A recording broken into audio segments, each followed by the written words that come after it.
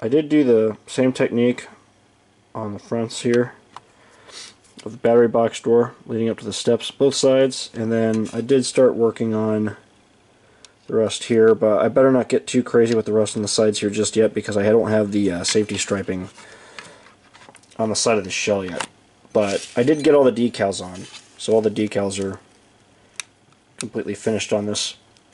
And I also got to do a very light airbrush fade, just very quick, maybe like 1 or 2 sprays of some white, especially around the battery box doors where I want to make this look especially faded. It'll lighten this up, and then I'll be able to take that masking tape off. But so far, we've gotten everything done, and it's been coming along pretty well. But really, the next couple days, it's going to be doing a lot of the fine detail work, like adding paint chipping, adding rust, and some other little small parts as I get certain parts finished up. But so far, it's pretty good. I like it.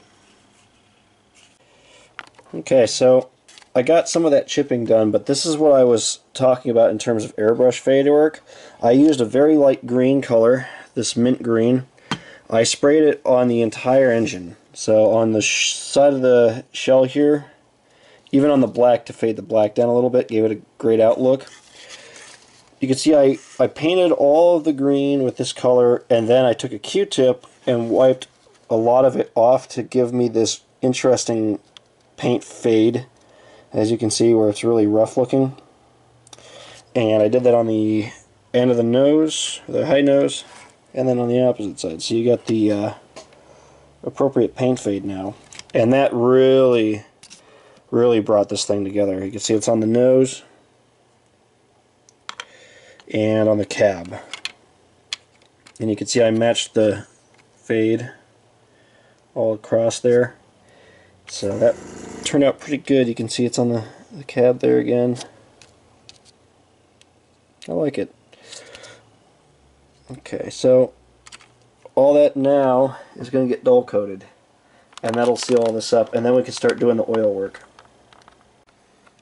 Okay, so I've been very busy with this still, chipping away at the weathering. In the last shot we got the fading done. Since that shot I went in, clear coated everything. I reinstalled the rear handrails. I reinstalled the front plow after I installed the plow grab irons there. Although one's bent, that's annoying. I'm going to have to fix that.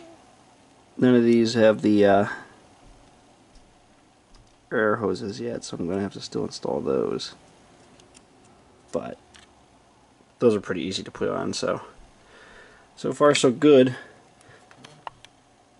Since that last clip, I got all the rust done on the sides of the hood.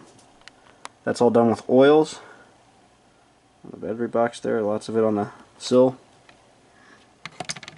All the way down the side of this big green beauty.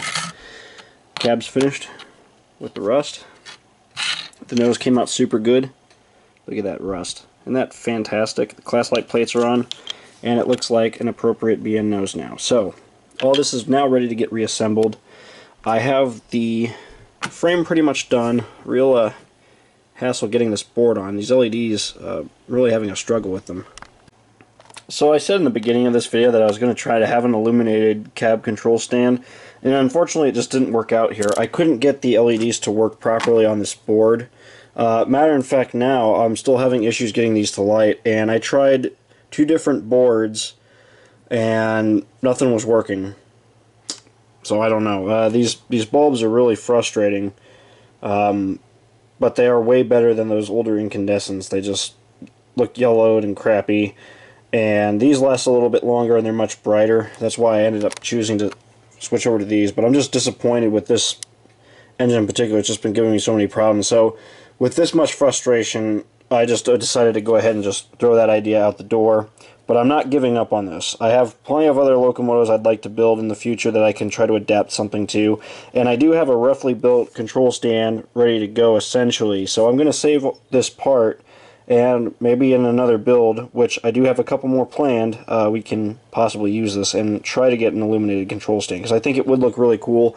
The downside being that it would only really work if the locomotive is facing forward with my bulb setup. Of course, I could change the settings with bulbs and run another bulb from the other end of the board, I suppose, but I'm not a DC guru, and I'm still learning here, so that's my thought process. But at this point, I'm just ready to get this thing back together. So what I've done here roughly is built my standard mock-up control stand, and the idea here is taking this cab, sorry about that, I had to just fit that on there. If I fit the cab onto the model, you can see there's a nice space filler. I just finished gluing the windows in too. You can see those are glued in place, so they're not going to slide around.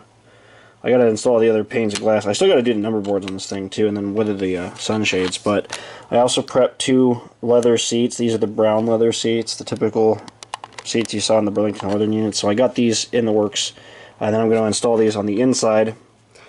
I'm going to mount them to these little styrene supports that I installed inside the cab too. So I'm going to go ahead and start finishing the number boards, and then I'm going to get the cab glass in. Okay, a few minutes later I got the decals on the cab and the rear hood there. But I want to make this little segment here to show you guys how clean the glass is. This is because in the prototype you can really see into the cab of this thing, and I really tried to focus on keeping the glass as clean as possible by wiping off all the fingerprints and then carefully reinstalling them onto the cab. Same thing with the side windows, and then 2 of the panes did have some scratches on them, so I just used those for the rear windows since you're not going to see those as often. Plus I can justify weathering these because a lot of times you see the exhaust soot gets smeared all over these, so I can get away with it on these. But clean windows, and then you can also see my means of installing the seats inside the cab. What I do is I take little styrene shims, add them to the area just underneath the sliding windows, and then I pop my painted seats in there. So when you see these from the inside, it looks like you can literally just walk in, sit down in there.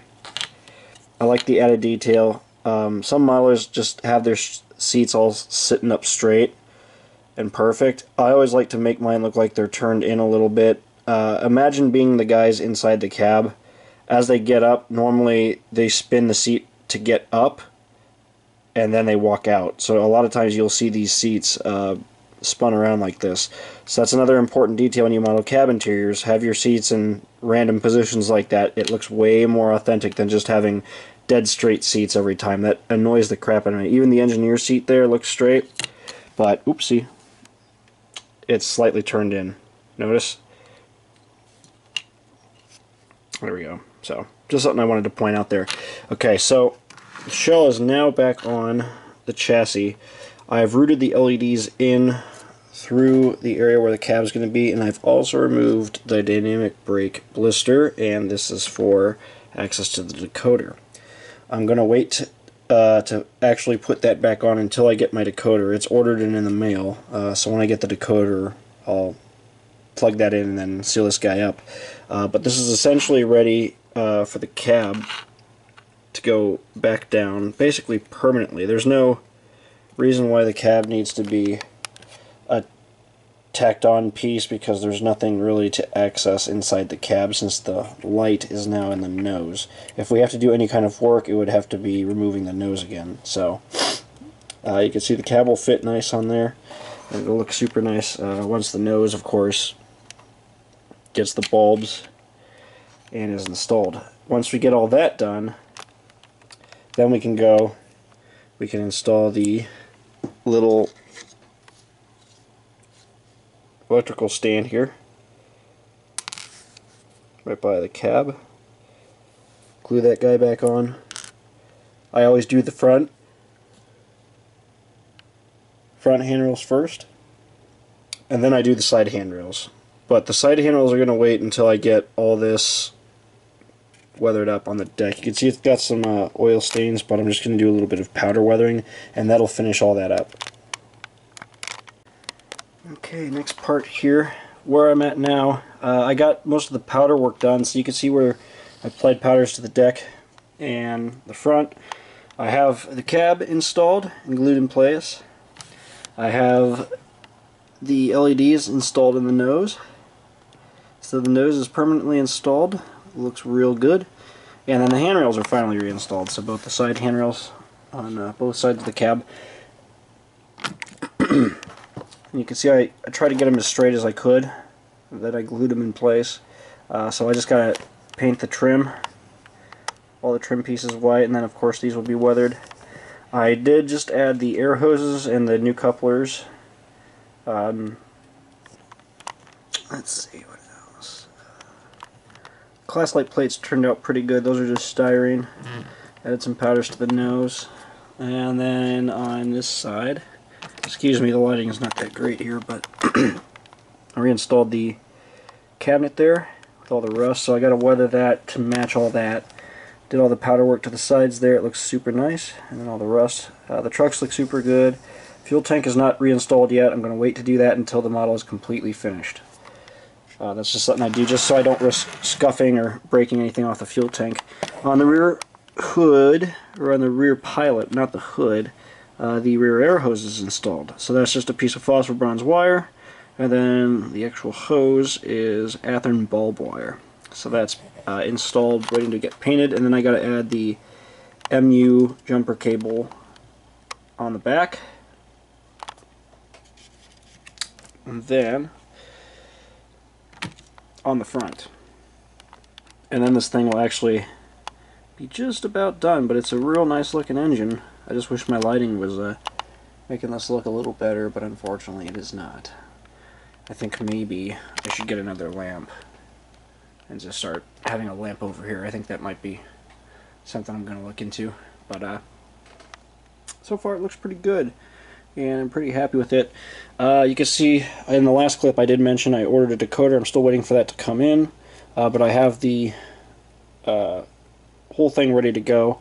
Once the board's installed, I'll bend that back down. I'll adjust these wires and tape them down carefully, and then I'll be able to pop the dynamic brake blister back on. But still got to do a little weathering to the fuel tank, so that'd be mostly the powder weathering on the ends, for example, all that kind of thing. So we'll have to do all that, but that's all going to come later. So I'll make another update once I get some more parts on and I get this painted. Quick clip before I take this out to the layout. For the dynamic brake blister to fit properly over the decoder, I had to not only tape down the light cord here and also secure the decoder so it wasn't moving around, but I had to modify the rear pins by removing some material, so it's going to be a little bit loose. So what this means is I'm going to end up having to actually glue the dynamic brake blister in place for this to sit properly. Okay guys, it's been 2 weeks and I finally got the locomotive done. It's been test run on the layout and it's performing really well. So I want to go ahead and jump in here because I know I'm going to probably get a lot of comments here. I am aware now that the board needs to be changed to make the LEDs work. So in some point in time I'm going to swap the boards out on this, reinstall the LEDs to the board, and that'll obviously solve the problem. I'm not worried about the lighting right now because this is mostly going to be running Trail B position anyway, since this doesn't have the proper radio equipment, so that's why I'm not too concerned about it. But yes, I will swap the board out. That was the reason the LEDs did not work in this, is because it has the older board, being that it's an older model. Anyways, I really liked doing this build. I really love the way it turned out. It just looks fantastic. I love the weathering and the paint quality. These BN nose light units or something else, they're really cool, and I really hope Athearn or Scale Trains run some more of these, because they're really unique locomotives, and I definitely have some other prototypes I'd like to do. The next BN unit we're going to do is 8169, and I already have a source model for that, including a second unit for something else, which we will get to hopefully down the road here. So I want to thank you guys for watching watching this series. I hope you enjoyed this. If you have any questions, leave them here and I'll try to answer them. Follow my work on Facebook and Instagram. My Facebook page is Daniel Arnold and my Instagram is Dan E. Dankinson. It is all lowercase, and you guys can follow me there to see what kind of projects I'm working on and what's to come in the future as well. I usually post a lot of sneak peeks and stuff just to tease you guys. And of course, follow here on YouTube for the rest of my builds coming up here. I got some freight car stuff and some more locos coming as well. Thank you guys for watching. See you in the next one.